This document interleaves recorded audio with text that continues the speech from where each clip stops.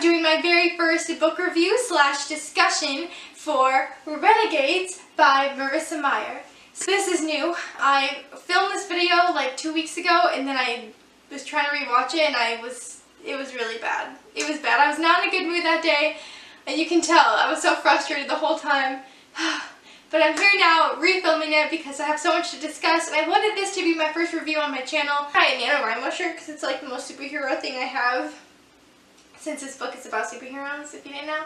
And yeah. Alright, the first part of this video is just going to be me kind of talking about the book, like summarizing it, giving a little, you know, lowdown of what it's about. And then I have a lot to talk about, so that's going to be like the spoilery section. So I know a lot of booktubers do that, but I wanted to as well because there's a lot to talk about and not a lot of people to talk about it with. So let's just get into the video. Renegades is basically your everyday kind of superhero versus villain novel. So I feel like it's hard to write new superheroes that doesn't feel like a cliche, like cheesy story. And while this kind of had a lot of cheese factor to it, it was also really good. So Renegades follows the superheroes who are the renegades, along with the anarchists who are considered the villain. In the book, we're in a city called Gatlin City, which kind of reminds me of a mix of Metropolis and Gotham, just because things. In this world, we have people who are called prodigies. The prodigies are the ones who have superpowers. And back in the day, Ace Anarchy created the anarchists to protect the prodigies. He was destroyed by the renegades. With the renegades, we have the Renegade Council, and they are basically head of the city. They kind of run things. They basically like are politicians while also being superheroes. So people in Gatlin City either love the renegades or they hate them.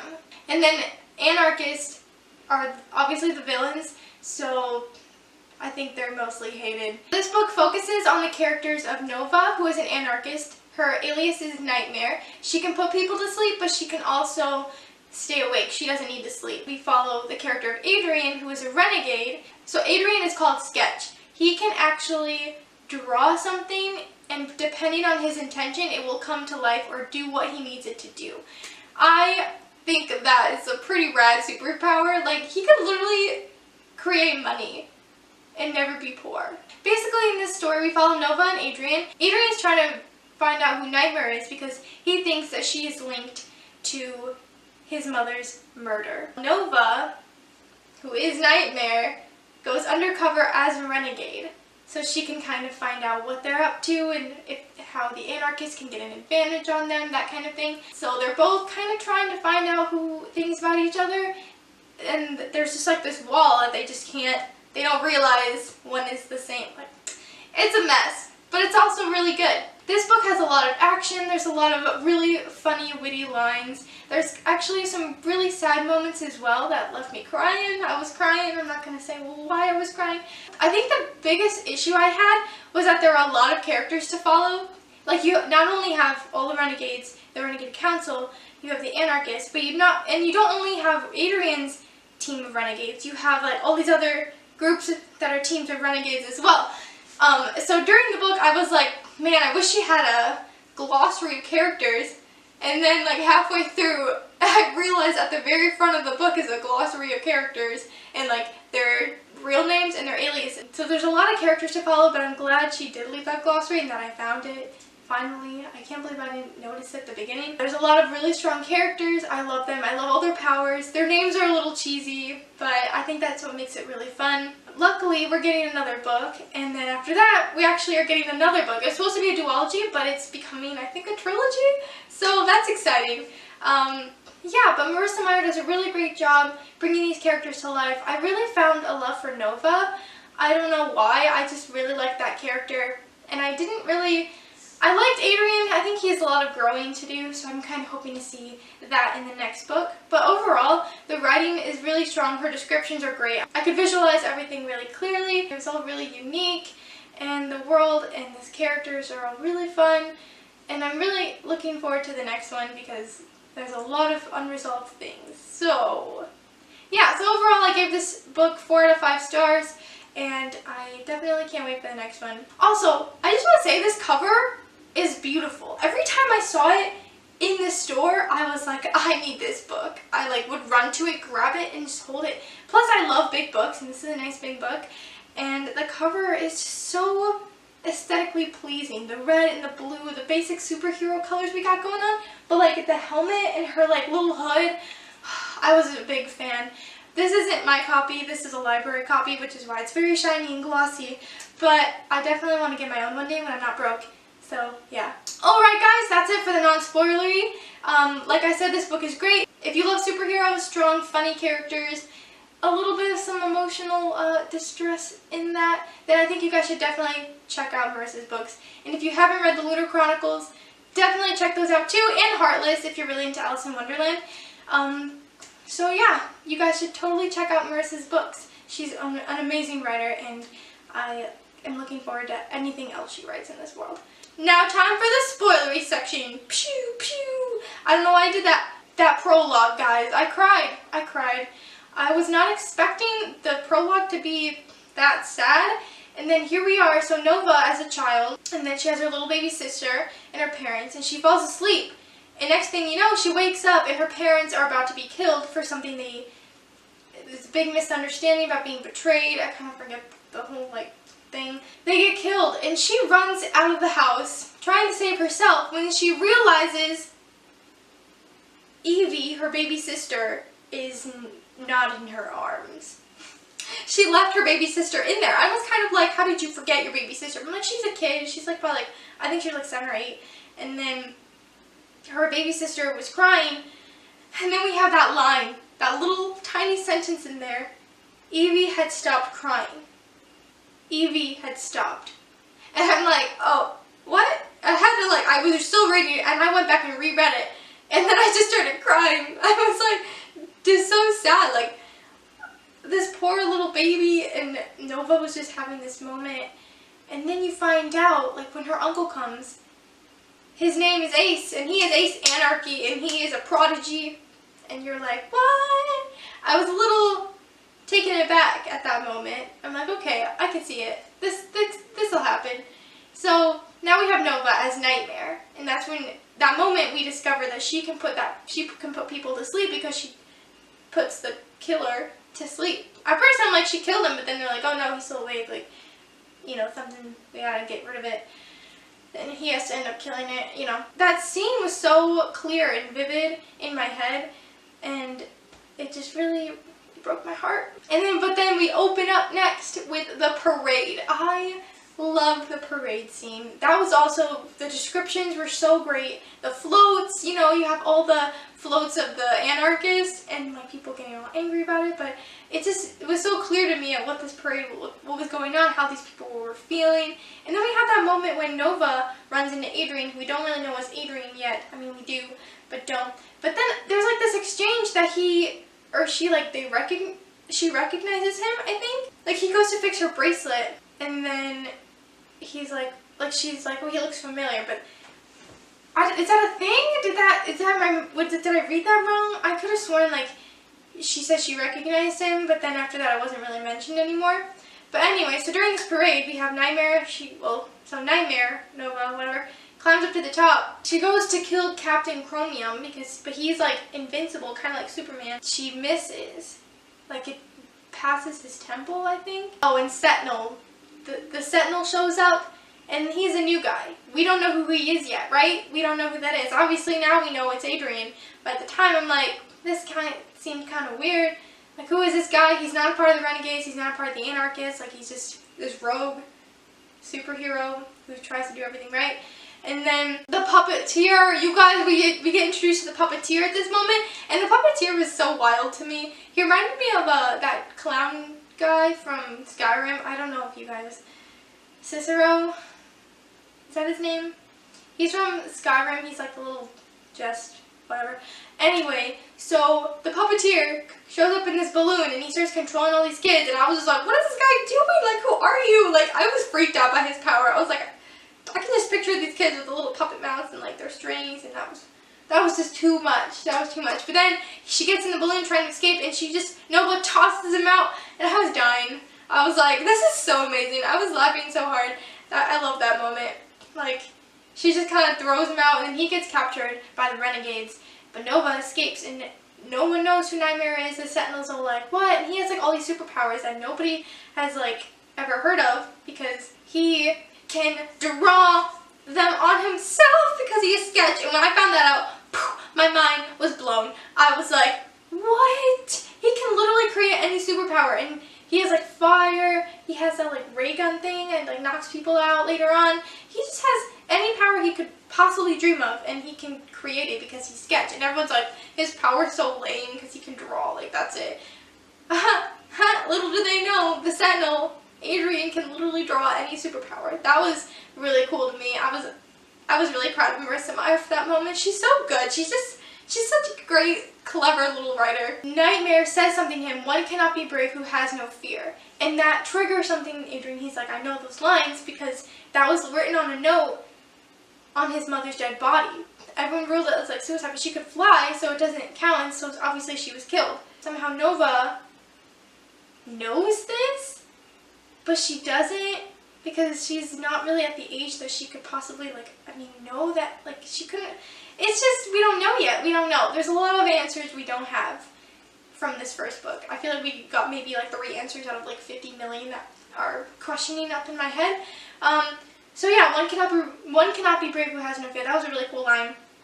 So now we know why Adrian is motivated to try to get Nightmare, because he wants to know if she had a part in killing his mother, who was also one of the original superheroes, part of the Renegade. That was interesting to me. Now we have this whole thing where Nova is going to go undercover as a renegade, and I was like, yes, this is one of my favorite kind of things. I love the undercover storyline. I don't know, I think it's pretty cheesy, but it's also really cool. So she's going undercover, and she has to go through the little trials and then to like prove herself as a renegade. And she shows up and she's like, my name's Insomnia, and they're like, you can change that. And she's like, what? Like, she doesn't want to change her name, and they're all like, okay, I'm Insomnia, that's your name. And I think it's cheesy, but it's still like, it's kind of a cool name. I mean, Nightmare's kind of cooler, but that's also, they're all cheesy names, but it works. And then she's like, they're like, they like hold out their hand, and she's like, oh my gosh, do I have to pay for this? Like, she had no idea. Like, that would be me. I'd be like, great, I didn't bring any money. Like, I'm poor, how am I supposed to afford this? And then like, oh, the application, and she's like, right. The application. So that was, I don't know, there's all these little moments with Nightmare, Nova, that I just really loved. She's so funny. She's like a really great protagonist, antagonist. I don't really know. She's a really great character. The character of Ingrid, I liked her at the beginning. I thought she was gonna be really cool. She's the detonator. She can create all these bombs, and it just, that's cool, I guess. It's not like crazy, but she's crazy. And then, so, okay, the library stakeout scene, everything's going fine, and then we find out Ingrid's there, and everything just goes down the drain. And then the fire starts, like, all the books are burning, the librarian's like, oh my gosh, my books, and then they're all like, the weapon, like, it's just a disaster. It's a disaster, all because of Ingrid. And then, okay, so we have to get everyone out of the library, and there's like a kid, and Adrian's like, I'm gonna go save this kid, and he goes, and then turns into the Sentinel. And Nova's just like, the whole time, they're all like, oh, where's Adrian, where's Adrian? How do they just not put it together that he is the Sentinel? Like, the Sentinel shows up and Adrian goes missing? Isn't that kind of weird? A little convenient? Like, I just don't get how she doesn't see that. Anyway, the little boy gets saved, that's whatever. And Ingrid wakes up, and then Narcissa's there, and then they're trying to get the librarian, like, the Sentinel's trying to make a deal with the librarian, and then he gets killed. You guys, I actually cried when he got killed. I don't know why. He's like, but because he was so sad about his books. I'm like, that'd be me. I bought my books. I wouldn't want them to be burning. But then he gets killed. Ingrid has him killed. And Narcissa runs away in her little mirrors. Oh, it was just so bad. It was so bad. Ingrid is just terrible. She's a horrible, crazy human. And then they're like, okay, where's Adrian at? And he's in his igloo, like hiding out. And everyone shows up and they're like, dude, where were you? Like, he's like, oh, I was looking for that boy. And then I built this igloo to protect myself. An igloo? I just can't. I don't know, that whole like moment with him. How do you not know he's a Sentinel? Oh, and also that moment Nova shoots Ingrid in the arm. I was like, yes, go Nova. Like, I was not expecting. I think my jaw dropped. Like, half this book, I was like, the whole time, because I was just like, and I was, oh, there's just so much that happens. Okay, then Nova confronts the Sentinel, and she's like, what, like, who are you? And he's just like, nobody, like, and then she shoots him in the chest, like, 5 times. Okay, what I was expecting later on is that there's, like, I think there's a moment where Adrian's like, oh, he gets, like, pained a little because, like, she gets a hug or something, and he's, like, hurt because of the shots, but then later on it's not really mentioned again, and I'm like, why doesn't anyone know he's a Sentinel? Like, if Nova shot him, she's so smart, how does she not see it? I don't get that. Like, I feel like it's kind of, they're just acting too dumb right now for this. Oh yeah, now we have, the character of Max gets introduced earlier in the book, but we learn a little bit more about him. So Max is in quarantine. He's been in quarantine. He's only like 9. He was abandoned by his parents when he was 2 weeks old. 2 weeks old, like he was abandoned on a bridge. Max was adopted by Captain Chromium, just like Adrian was adopted by them, which I also kind of think is cool, like gay dads. I was very proud of, I just love that. Like, I was very happy about that moment. And they like have him in quarantine because he's really dangerous to everyone else. But there's like this moment where you see him using telekinesis and it's not very strong. And Adrian's like, yeah, you're doing great. And Adrian draws him little like figures and buildings. It's because he's building like the city, like Gatlin City. And I thought that was cool. I was like, he can literally build anything. Like, he has this whole city. Like, I could just picture in this little bubble, like his quarantine area. Like, I don't know, that was cool. So then on the next chapter, I have on my next notes, we have the puppeteer interrogation, which I really appreciated that scene with Nova and him, because you kind of find out that they literally grew up together. They grew up together and she betrayed him and he does not betray her. Like, Adrian is interrogating him about Nightmare and he is like, he doesn't betray her. And then he goes and reminisces about when they were kids. That just made my heart so full. You guys, he's not a bad guy. He was helping her, even though she threw him out the hot air balloon. He wasn't going to betray her, and I just thought that was really a beautiful little moment. Like, that whole reminiscing, and she's just like, wow, I'm a terrible friend because we did have fun together, but I messed it all up. And she's like, I kind of miss those times. So I love the interrogation. They don't really learn anything, but it's a cute moment. So we find out Max can absorb people's superpowers because he is sitting in his little bubble floating, and Nova's like, oh my gosh, this kid has like telekinesis, like super strong, and he sees it. He sees her staring, and he falls and like cuts his hand. He's like gushing blood. She runs in there. I don't know what she thought she was gonna do. She runs in there, and she falls over. And she's like feeling the draining that has that effect on her. And then Adrian, who was about to bring her sandwiches at like 3 o'clock in the morning, what a cutie, runs in there. I mean, I thought that was like a cute little tidbit. He runs in there and it's just a mess, and Nova's already down. He drags her around, he's feeling the draining, and you find out that Max got some of his power, which also means he probably has some of Nova's power, which means later, what if he put someone to sleep on accident and they're like, wait, how'd you get Nightmare's power? I just can't wait for that moment because I know what's probably going to happen. Maybe. We'll see. And so then we find out that he has Ace Anarchy's power of telekinesis. He has a lot of it too. That's how they defeated Ace Anarchy.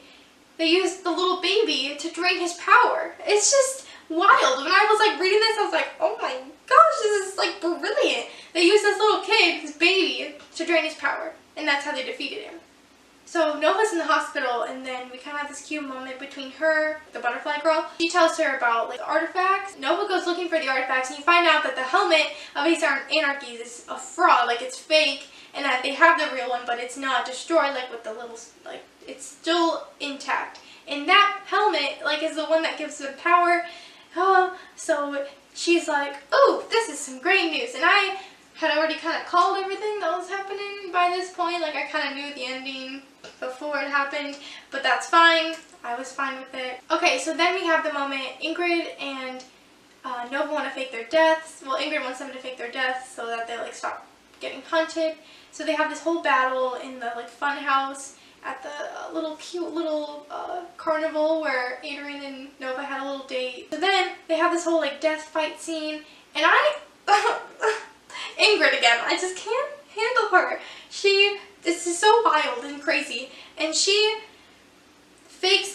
kills Nightmare, but then she wakes up, and I'm like, wait a second, does that mean Nova's dead? Like, I for real thought Nova was dead for a while, but then Nova wakes back up, and Ingrid's like blowing up the whole like amusement park, and all of a sudden Nova kills Ingrid. And for this whole like 3 pages, this was my face.